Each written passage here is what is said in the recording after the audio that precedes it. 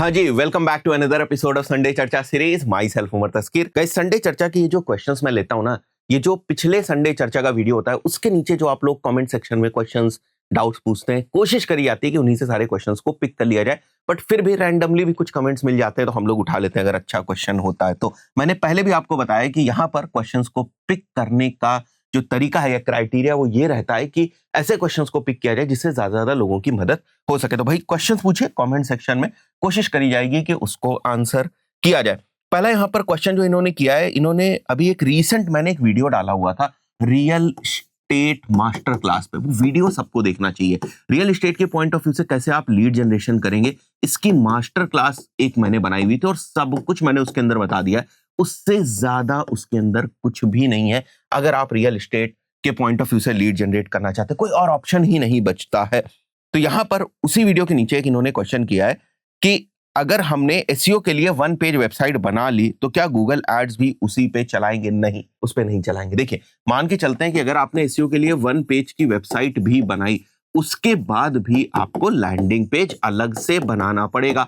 और उसका रीजन ये है कि जब आप 1 पेज वेबसाइट एसईओ के पॉइंट ऑफ व्यू से बनाएंगे ना, तो एसईओ के पॉइंट ऑफ व्यू से आप क्या करते हैं, यहाँ पर कंटेंट मेंशन करते हैं। ठीक है, तो यहां पर थोड़ा सा ज्यादा कंटेंट होगा, हो सकता है फॉर्म थोड़ा दूसरे टाइप का हो। लेकिन जब आप एड से ट्रैफिक ला रहे होते हैं अपने लैंडिंग पेज के ऊपर, तो वहां पर आपका फॉर्म अलग तरीके का होगा, वहां पर आपका जो कंटेंट होगा वो अलग तरीके का होगा, वहां पर जो ऑफर्स होंगे वो अलग तरीके के होंगे, वहां जो टेस्टिमोनियल होगा वो अलग तरीके का होगा। बात समझ में आ रही है? तो लैंडिंग पेज बेसिकली डिजाइंड है उस ट्रैफिक को कन्वर्ट करने के लिए जो पेड है, यानी कि जो गूगल एड्स या मेटा एड्स से आ रहा है। वहीं पर एसईओ का पेज पहली बार इसलिए डिजाइन होता है या पहली बार उसका कंटेंट इसलिए लिखा जाता है ताकि आप रैंक कर सको, और उसके बाद बाकी के जो एलिमेंट्स होते हैं वो इसलिए है ताकि अगर वो पेज रैंक हो जाए और वहां पर ट्रैफिक जो है वो आ जाता है, तो फिर वहां से ऑर्गेनिक ट्रैफिक को कन्वर्ट किया जा सके।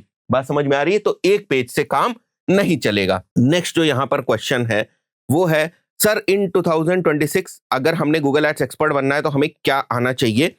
आप क्या क्या चीजें हैं जिससे हम गूगल एड्स स्पेशलिस्ट बन सकते हैं, और क्या हमें गूगल एड्स के साथ साथ फेसबुक एड्स को भी लर्न करना चाहिए और उसके ऊपर वर्क करना चाहिए, या फिर केवल गूगल एड्स से काम चल जाएगा? एंड अगर हम सिर्फ गूगल एड्स सीखते हैं एंड जॉब करते हैं तो ये कितना सेफ है फ्यूचर के लिए? बहुत ज्यादा सेफ है। देखो, आज के टाइम में ना मेटा एड्स की जब हम बात करते हैं, पहले मैं मेटा एड्स से शुरुआत करता हूं, तो लोग ये समझते हैं कि मेटा एड्स सीखने का मतलब आज के टाइम में भी डैशबोर्ड लेवल की चीजें हैं। हाँ, डैशबोर्ड लेवल की चीजें आप 3-4 दिन के अंदर सीख जाएंगे, बहुत ज्यादा 1 वीक के अंदर आप डैशबोर्ड लेवल की चीजें सीख जाते हैं। बट उसके बाद आपकी क्रिएटिविटी, आप एड्स कैसे सोचते हैं, आप ऑफर्स कैसे सोचते हैं, आप अपना लैंडिंग पेज किस तरीके से सोचते हैं, आप जिस भी प्रोडक्ट या सर्विस के लिए मेटा एड्स करना चाहते हैं उसके बारे में आपको कितनी ज्यादा नॉलेज है। जब नॉलेज आपको अच्छी होगी तो उसके अराउंड क्रिएटिव्स के ऑप्शंस भी आप बेहतर जो है वो सोच पाएंगे। तो बाकी की चीजें इसके ऊपर डिपेंड करती हैं, मेटा एड्स के अंदर भी। और गूगल एड्स भी ना, अब थोड़ा सा मैंने एक वीडियो बनाया था कि गूगल एड्स का भी मेटाफिकेशन टाइप का हो रहा है। मतलब गूगल एड्स वो इन्वेंट्री अपनी खोलने की कोशिश कर रहा है जहां पर वो इंटरेस्ट बेसिस पर या जहां पर वो यूजर के बिहेवियर के बेसिस पर जो है वो एड्स दिखा सके।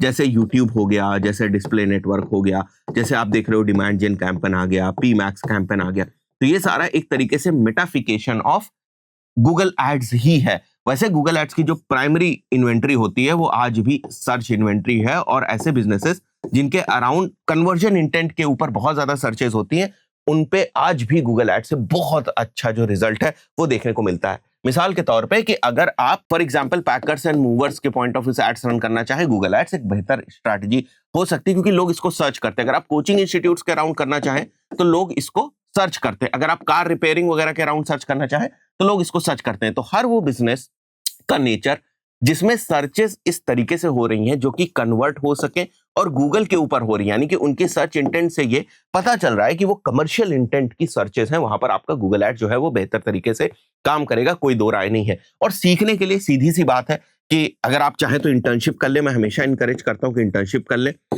अगर इंटर्नशिप की भी नॉलेज आपके पास नहीं है तो सबसे पहले आप एक कोर्स कर लें, उसके बाद इंटर्नशिप के लिए अप्लाई करें और उसके बाद आप जॉब के लिए अप्लाई कर सकते हैं। एक और मैं फैक्ट आपको बता देता हूं जो बिल्कुल सही है, वो ये है कि आज के टाइम में गूगल एड्स के स्किल्ड पर्सन कम है वर्सेस मेटा एड्स।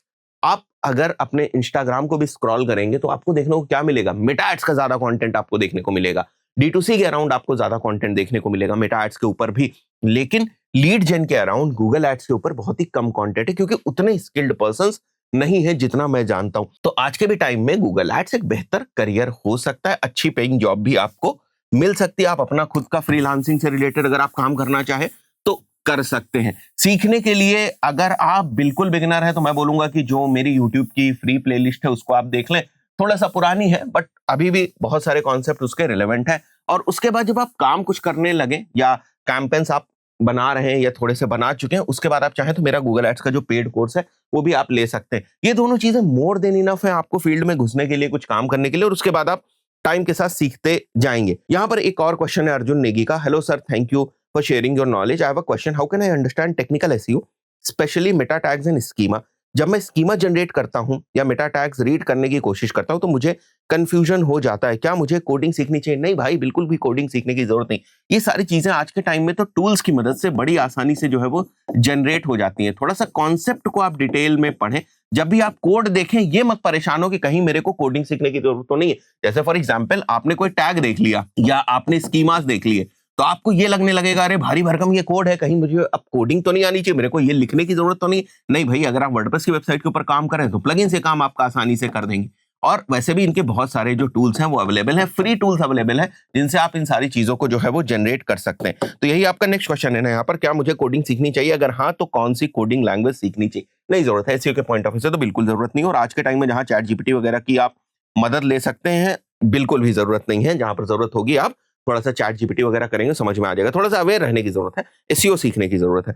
इसके बाद यहाँ पर एक और क्वेश्चन है, सर हाई टिकट प्रोडक्ट का पर डे बजट कितना रखें मेटा एड्स पर टेस्टिंग के पॉइंट ऑफ व्यू से? देखो, हमारी जो थ्योरी है डेली बजट को सेटअप करने की मेटा एड्स के पॉइंट ऑफ व्यू से वो ये है कि मान के चलते हैं कि अगर आपका 1000 रुपए का कोई प्रोडक्ट है और इसका जो नो प्रॉफिट नो लॉस आप बियर कर सकते हैं वो फॉर एग्जाम्पल 300 रुपीज, मतलब 300 रुपए से ज्यादा की सेल आपके लिए प्रॉफिटेबल नहीं होगी। If this is what is something which is working for you, तो उस पर्टिकुलर सिनेरियो में इसका 3 टाइम्स में बजट जो है वो रख लेता हूं।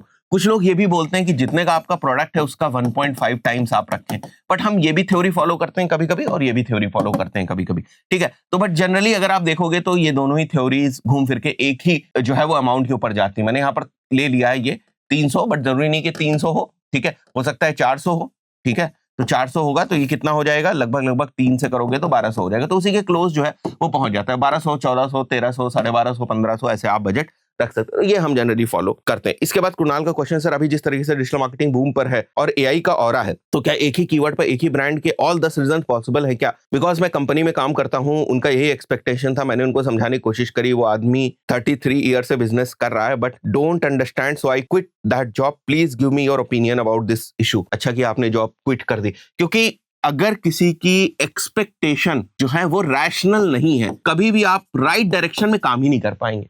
बात समझ रहे हैं? मतलब आपकी एनर्जी, आपका फोकस ऐसे डायरेक्शन में लगेगा जहां पर जो है आपको रिजल्ट ही नहीं मिल सकते, क्योंकि वो एक्सपेक्टेशन ही रैशनल नहीं, वो पॉसिबल ही नहीं है। मैं हमेशा ना वो हाथी को पेड़ पे चढ़ाने वाला एग्जांपल लेता हूं ना, लगाते रहो एनर्जी, हाथी पेड़ पे थोड़ी ना चढ़ जाएगा। तो वही वाली बात है कि सही डिसीजन किया आपने at the end of the day, अच्छी जॉब देखिए कोई और, ठीक है। और वो ऐसे ही परेशान रहेंगे, मतलब कि वो चाहेंगे कि कुछ भी हो बस हम ही जो है वो रैंक करें, एक ही कीवर्ड के ऊपर हमारी 10 वेबसाइट्स रैंक करें। तो भाई साहब, एक वेबसाइट को रैंक करने में तो इतनी प्रॉब्लम आ जाती है, और आप चाहते हो कि मैं 10 वेबसाइट्स बना लूं, 10 डोमेन्स बना लूं, और या तो 10 सब डोमेन्स बना लूं और यही सब मैं करता रहूं, तो ना तो ब्रांडिंग होगी ना तो कुछ होगा। ये तो वो मुंगेरी लाल वाले यार सपने हैं कि काश ऐसा हो जाता। तो काश ऐसा हो जाता, वो ऐसे ही सोचते रहेंगे। आराम से अपना काम करो, अच्छी जॉब देखो, अच्छी टीम के साथ काम करो। नेक्स्ट यहाँ पर क्वेश्चन है, सर मेरा एक क्वेश्चन है, प्लीज कंफ्यूजन दूर कर दो। मैं एक डोमेन पर ऑलरेडी ऐड रन कर रहा हूं बट किसी डिफरेंट पर्पस के लिए सब डोमेन बनाकर ऐड रन करना है, तो क्या मैं सब डोमेन के लैंडिंग पेज विजिटर्स की ऑडियंस बनाकर मेन डोमेन के एड्स में उसको यूज कर सकता हूं? मतलब कहने का ये है कि इनके पास पहले से एक डोमेन है, मान के चलते हैं a.com, इन्होंने एक और जो है वो लैंडिंग पेज अपना बनाया हुआ है जो सब डोमेन पे बनाया हुआ है a.a.com पे। अब ये कह रहे हैं कि अगर यहाँ पर कोई ऑडियंस आती है किसी भी पर्पस से, यहाँ पर ऑडियंस आती है, तो इस ऑडियंस की भी बकेट को वो यहाँ पर ट्रैफिक सेंड करना चाहते हैं ना। मतलब हो सकता है आप यहाँ पर मेटा एड्स यूज कर रहे हो या गूगल एड्स यूज कर रहे हो, बट गूगल एड्स में और मेटा एड्स के अंदर इस ऑडियंस को यूज करके आप यहाँ पर ट्रैफिक जो है वो सेंड करना चाहते हैं, बिल्कुल कर सकते हैं, कोई दिक्कत की बात नहीं। बस एक चीज का आपको ध्यान रखना पड़ेगा कि जो पिक्सल या कोड आप यूज कर रहे हैं, आप मेक श्योर करें कि सेम कोड यहां पर भी हो, सेम कोड यहां पर भी हो, तो डेटा आपकी थोड़ी सी और ज्यादा अच्छी जो है वो ट्रैक होगी।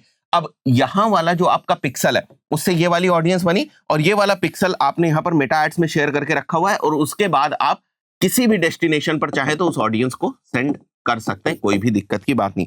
तो ये पॉसिबल है। तो ये थे कुछ क्वेश्चंस इस हफ्ते के संडे चर्चा के पॉइंट ऑफ व्यू से। आई थिंक सो बहुत सारे लोगों को इससे मदद मिली होगी। इस पर्टिकुलर वीडियो में इतना ही, मिलता है नेक्स्ट वीडियो में। Till then, good bye.